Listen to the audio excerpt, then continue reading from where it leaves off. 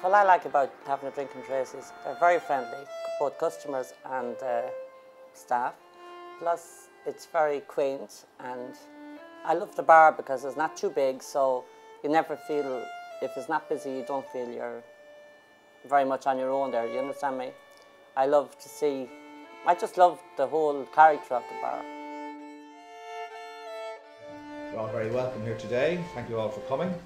Today we're launching this report on the drinks industry today, and I think it's an important report for now and for the future. I think it's important now because it scopes out the scale of the employment and the contribution and the taxation which the industry makes to the Irish economy.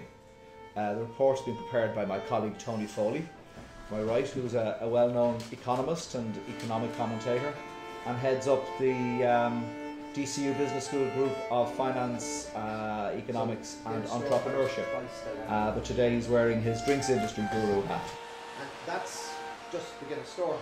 The vast majority of rural pubs generate very small levels of sales, so that it's not an economic business. In many ways, lots of them are a lifestyle operation. So pubs are closing and they will continue to close.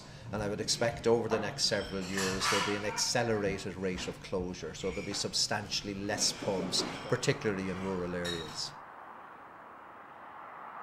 First we had the smoking ban, which had probably not a major effect here now, had an effect.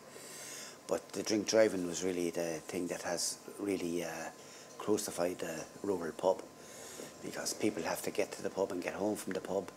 And in rural Ireland, a very poor taxi service or hackney service, because they prefer to stay in the towns where they get more work. 15, 16 years ago, of a Sunday morning here now would be really, really busy.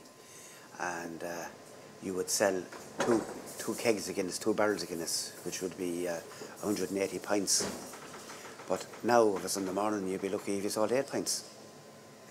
That trade is completely gone.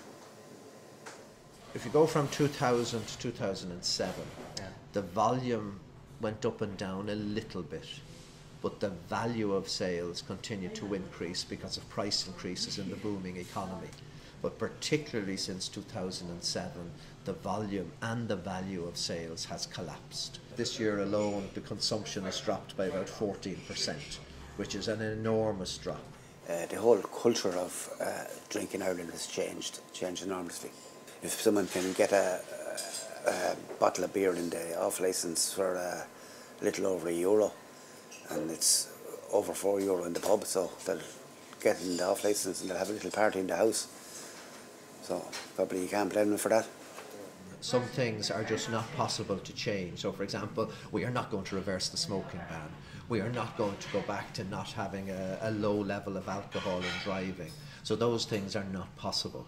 If, say, for example, we had a properly functioning regional social infrastructure with reasonable transport, well then lots of those problems would be overcome.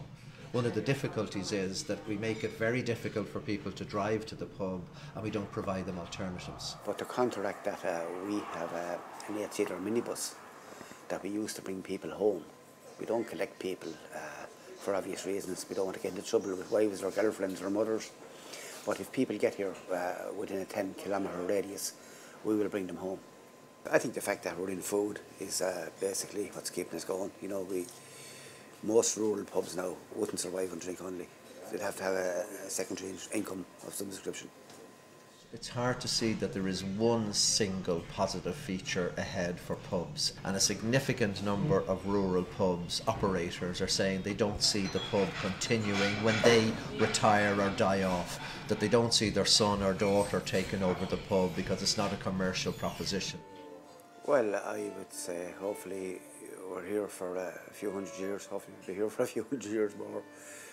People, they need to meet, and especially in the rural areas, I feel, you know, people need to meet. There's people living on their own, and there's nothing like coming down and meeting up with a few people and having a conversation with somebody, you know, and it's dying out and it's very sad. That will be perfect for my ending of the film. Thank you.